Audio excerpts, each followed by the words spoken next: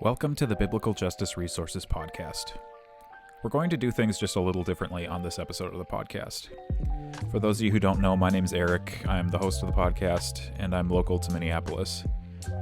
I really went back and forth about whether or how to say something about the ICE shooting here in Minneapolis this past Wednesday, but with an unexpected opening in the schedule this week, I've decided to make some comments here. To briefly summarize what we know, on Wednesday morning, an ICE agent shot and killed 37-year-old Renee Good. Good was a recent transplant to the Twin Cities and had reportedly just dropped her son off at school before she and her partner encountered federal agents. It has also been reported that Good was a legal observer, and along with multiple people filming from the side of the road, video has also shown that her partner was out of their vehicle and filming before the shooting. When videos that have been released thus far begin, the couple's vehicle with Good at the wheel is sitting perpendicular to traffic on Portland Avenue. In what I believe would be fair to describe as a very quickly escalated situation, Good's partner gets back into the vehicle as federal agents engage the car. The vehicle reverses and moves forward in an attempt to, depending on which position one takes, either leave the area or run down an ICE agent, and the ICE agent fired 3 shots into the vehicle, apparently 1 through the windshield and 2 through the driver's side window. The vehicle subsequently accelerated into a parked vehicle and telephone pole before coming to a stop. What has followed has been infuriating. I knew I couldn't post anything with a level head in the first 2 days after the shooting, and I felt myself shaking from rage, despair, hopelessness, and many other emotions at various points over the last 5 days. Much of this obviously has been the result of this specific incident and response, but there are numerous additional inputs that we'll get into throughout the episode. One in particular is the litany of responses to the shooting from commentators outside the city and state, including people whose voices I often appreciate, whose commentary feels isolated on this singular incident and on the legal justification of the shooting. This is commentary that has been frustrating to hear through the aforementioned emotions I've felt, through my beliefs as a Christian, and through my local connection, not only as a Minnesotan and Minneapolitan, but because I lived in the neighborhood where the shooting occurred for a year and a half when I first moved into the city. Now, I cannot speak for all Minneapolitans or Minnesotans, but I know that others have been experiencing what is happening on the ground here in a similar fashion. And I want to try to provide some context to what I'm feeling, and why I see the situation existing the way it currently does. As you may have gathered from a previous comment, I believe this context extends beyond this event, and so what I want to do is talk about some history as we take a walk through this part of the neighborhood. This is where the format of our episode departs from our normal programming. The audio portion will continue as normal, but those of you watching on YouTube are literally going to take a walk with me. We're going to start at the site of the shooting, pictured here from video I took on Saturday. We start here on the corner of 34th and Portland, in the heart of Minneapolis's central neighborhood. This land is the ancestral homeland of the Dakota people and was part of the Louisiana Purchase in 1803, and in 1805 was negotiated for in a treaty by Army Lieutenant Zebulon Pike, who, when surveying for a site for a fort in what was then the northwest corner of the United States, liked a location at the confluence of what are now known as the Mississippi and Minnesota rivers. Though Pike did not have authority to negotiate a treaty, and though only 2 of 6 Dakota chiefs who were present signed the treaty, the Senate ratified the treaty and took hold of 100,000 acres, paying only $2,000 of the negotiated $200,000 required by the treaty for the land. The city of Minneapolis grew up around St. Anthony Falls, named by explorer Father Louis Hennepin for his patron saint. The falls serve as the largest natural drop on the Mississippi River, though the entire area is now controlled by human engineering, and the industry of milling grew around the falls, using the natural water power to power the milling process. I don't know exact dates and demographics, but this neighborhood has been diverse, certainly by Minnesota standards, for well over 100 years, if not longer. 2 blocks to the west or to the right of where we're walking right now is 4th Avenue, which was the heart of one of the city's 2 historic black neighborhoods. The neighborhood, in my opinion, gives visual representation to the absurdity of redlining, as the map drawn in the 1930s creates a redline strip down 4th Avenue. This neighborhood, either part of or adjacent to the old South Side of Minneapolis, was recently featured in the Minnesota Star Tribune's podcast series Ghost of a Chance, which told the story of how one black couple navigated life in this area, living first in the wider southwest Minneapolis before moving to the Old South Side. When the highway came through, about 4 blocks to the west of where we're walking, this neighborhood was separated from its wider neighboring neighborhood, where Interstate 94 is much discussed for tearing directly through St. Paul's historic Black Rondo neighborhood. The Ghost of a Chance podcast identified that the construction of Interstate 35W was done with the intention not of going directly through neighborhoods, but running along neighborhood lines as much as possible in order to keep communities intact. While that may have been the goal, at least per that information, the podcast notes that what happened was the isolation of the neighborhood from other infrastructure and amenities. Exit ramps cut off easy access to the commercial corner of 38th Street and 4th Avenue, considered to be the heart of the Black business district in the area. Other works, like the documentary Jim Crow of the North, identify highway construction as being designed to go through neighborhoods which were seen to be undesirable, that is, often redlined, which would include the 4th Avenue corridor. Indeed, if you look at a present-day map of Minneapolis and St. Paul, you will see that the highways run through or adjacent to the redlined parts of the city. If you're not familiar with terms like redlining, as has been mentioned here, or a companion term like racial housing covenants, there's a link to a document I created about these issues with special attention paid to Minnesota in the show notes. Suffice to say, redlining, housing covenants, and even the highways were structural creations that shoehorned Black and brown people into specific neighborhoods. This also happened through the actions of individuals. In 1931, Arthur and Edith Lee purchased a house on the corner of 46th Street and Columbus Avenue, in a white neighborhood just to the south of this neighborhood. After originally trying to buy the house back from the family, the white community tried to put physical, violent pressure on the family, with thousands of people surrounding the house within the first month of their residence there. The family was terrorized, the house vandalized, and the family dog killed. Arthur Lee recruited fellow postmen and World War I veterans to help defend the house, and eventually the mob subsided. The family stayed long enough to feel that they demonstrated they would not be driven out by violence, but when they did move in 1934, it was north, into this neighborhood. Also once located on 4th Avenue at 36th Street was Minneapolis Central High School. The school served the diverse community and taught many, including a musical artist by the name of Prince Rogers Nelson, but was ultimately closed in 1982, causing students to need to travel further for schooling. Other structural elements have made this a neighborhood to be driven through rather than stopped in, including Portland Avenue, which starts at St. Anthony Falls, and her sister Park Avenue, 2 blocks east, which were turned into one-way streets, taking traffic one way downtown on Park from 46th Street South and out of downtown one way on Portland to 46th Street South. In recent years, the neighborhood has further diversified, with growing immigrant populations, giving no surprise that ICE would be operating in the area. In information I received in 2020, which may now be outdated, this neighborhood and a small surrounding pocket had the highest concentration of total countries represented by immigrants of any area in the state. The state as a whole has the largest Somali population in the country and the second highest Hmong population, with the Twin Cities considered the largest urban home of Hmong people in the country. Minnesota is also home to large groups from Mexico, India, Ethiopia, Vietnam, Myanmar, a growing Ecuadorian population, and many more. Those who live in this neighborhood have made it their home, and as such are Minneapolitans and Minnesotans in their own right. And along with this history, there's another event which has continued to affect this community. Some of you may have figured out that we're headed to the site of this event here on this walk. George Floyd was killed by police at 38th Street and Chicago Avenue, right at the southeast corner of the central neighborhood. The community experienced the death of a civilian at the hands of law enforcement, the dishonesty of officials, the uprising that followed.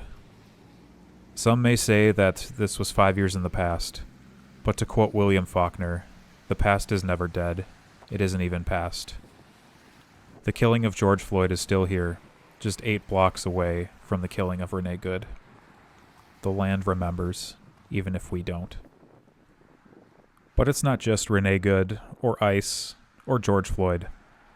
It's all of those, and Philando Castile, and Jamar Clark, and Amir Locke, and Dante Wright. And in the last 7 months, it's Melissa and Mark Hortman, John and Yvette Hoffman, and the Annunciation School.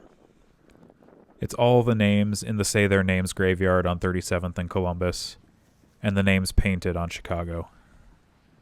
It's Target removing DEI programs. It's 5 years of waiting for the city to listen to what the community wants at George Floyd Square. It's all that and more. Yes, we have heard lies from public officials, and what trust is left continues to erode. When I first moved into the city in 2020, whenever I heard a siren, I mentally prepared myself to pull out my phone and document what I saw because we couldn't trust official accounts. We're back to that place today. Kristi Noem started her statement with a lie about the weather. Is it a surprise that we find it hard to believe anything else she might say? And clearly the reason to say that the officer feared for his life is because that is the only justification which adheres to ICE protocol. Any other statement is admission of a crime. And even though this is a city where law enforcement officials have been convicted of murder for their actions, the eroded trust in government leaves us wondering whether a serious investigation will actually take place. And we return to commentators arguing about whether we should argue about states of mind and which direction tires were pointing, as though we didn't do this 5 years ago with a knee on a neck, and a jury wouldn't have to debate these same points were this ever brought to court. But my frustration with commentators, especially those who are Christian, is that we are staying on conversations about legal justification. Is this the standard to which we begin and end our conversations? This podcast is still young, but for its entirety, we have heard time and again that biblical justice can be identified as human flourishing in Jesus' name. By that standard, this is not just. 8 hours after the shooting, ICE showed up at a public high school and, among other things, pepper-sprayed teenagers, prompting Minneapolis public schools to close for the rest of the week to protect students from ICE. By that standard, this is not just. I've heard stories of people hiding in their houses for months, in one case of a man losing more than 30 pounds in his fear. By that standard, this is not just. ICE is allowed to stop any person who they suspect of being an immigrant, with specific allowances made for racial profiling. By that standard, this is not just. ICE is now reportedly planning to go door to door to find people. By that standard, this is not just. I have had a friend harassed by ICE at her workplace, and I've had a friend detained by ICE at a protest. By that standard, this is not just. And with story after story, I have felt smaller and smaller, more and more helpless, wondering what I could possibly do to make this stop. I went to a Constitutional Observer training 4 days ago and was in a room with 400 other people wanting to know how to make this stop. I was at a protest 2 days ago with thousands of people wanting to know how to make this stop. But more is coming. I can't help but think about the episode from last week with Dr. Christine Jeske and the conversation about how people who have remained committed to racial justice have found a new way to hope. And I find mine damaged. Do I still believe there can be hope for the future? Yes. But how can I find hope for the right now when I know more people will be hurt? How can I find hope when those we are called to care for, the least of our and his brothers and sisters, are being hurt without recourse? How, when we are called to understand ourselves as sojourners, when we are called to remember our migrant past, can we see our fellow migrants treated this way? I have heard so often the statement that the government is allowed to enforce immigration. Is this what we mean? We've reached 38th Street here on our walk, the southern border of the central neighborhood. And as we turn left and head east, we come to our final point. I want to bring up a quote that's been making the rounds on social media. From George Orwell's book, 1984, the quote says, "The party told you to reject the evidence of your eyes and ears. It was their final, most essential command." The quote evokes a powerful feeling based on the situation, but I don't necessarily want to rely on such imagery to support a Christian ethic. What the quote brings to mind, though, is similar biblical imagery, that of having eyes to see and ears to hear. I've spent some time now exploring the phrase ears to hear and examples we see from the Bible of listening. I could probably write an entire episode one day based on what I learn, but at the highest level summary, I would say that someone who has eyes to see and ears to hear is someone who is able to take in information, discern what is true, and act on that information. For a Christian, that is done through our relationship with God. And so I ask you, see us, hear us, all of us here in Minnesota. American citizens who are being unjustly detained. Immigrants with status who are being mistreated. Immigrants without status who are being unjustly mistreated through cruelty of the state. And those Minnesotans who daily bear witness to what is happening here. To close, I want to offer a couple resource suggestions you can explore. The first is from Dr. Danny Carroll, who was on the podcast last year. I actually read his book, Christians at the Border, before he was my professor, which has a first and second edition. And now his book, The Bible and Borders, is kind of the next iteration in understanding what the Bible has to say about migration and immigration. Next, I'll point to a bunch of resources from World Relief. They've been creating great content, especially over the last 18 months, and a bunch of stuff can be found on their Advocate page and in their teaching toolkit. Also, you can learn more from the Evangelical Immigration Table and their resource list. As a starting place from a video standpoint, there's a 45-minute documentary called The Stranger, which documents 3 immigrant experiences.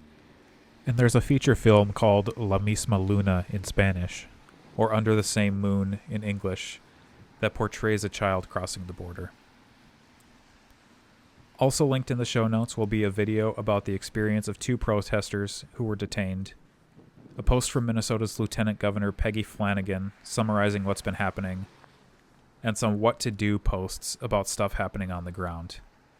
Not just from random social accounts, but from the likes of the official account of the city of St. Paul and their mayor, who you may be interested to know arrived in this country as a refugee. There are also ways you can help even if you live out of state. A local worker with a national presence on homelessness named Kevin Nye has been gathering money to purchase food from taquerias in South Minneapolis to provide for the unhoused in the area. A link to his post will also be in the show notes. And as we come up to the last block of our walk here, it was hard not to notice that the entire city was covered with a layer of ice on Saturday. And that's how it's felt here since December, at least with regards to federal agents. And reports are that there are more on the way.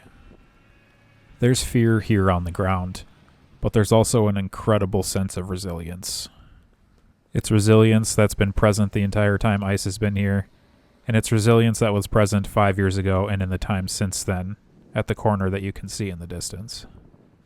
Minnesotans are hardy, and we're stubborn.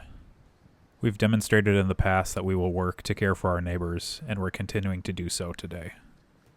It's a sunny day today in Minneapolis as I'm recording, and I can see that the ice is melting on the sidewalks and the streets. But it's also forecast that a cold front is coming, and that things will remain cold throughout the winter. But we also know that winter will end and the ice will melt, as it does every year. I don't know whether the corner of 34th in Portland will be named for Renee Good, as the corner of 38th in Chicago was named for George Floyd. But what I do know is that in some way, we are called to remember. We were called to remember George Floyd. We are called now to remember Renee Good. And as the people of God, we are called to remember who we are and who we've been throughout our time, all of us, those of us living, and those of us in the past, as the people of God. We are migrants on this earth, strange people in a strange land. We are called to remember this, and we are called to know who it is we are supposed to give our allegiance to. The Lord has shown his people what is good, and it is to act justly, to love mercy, and to walk humbly with him in his ways. So please, go forth with eyes to see and ears to hear. We'll see you next week. Thank you for listening to the Biblical Justice Resources Podcast. This podcast is hosted, produced, and edited by Eric Beck. To learn more about how you can be resourced for the pursuit of biblical justice, visit our website at biblicaljusticeresources.com.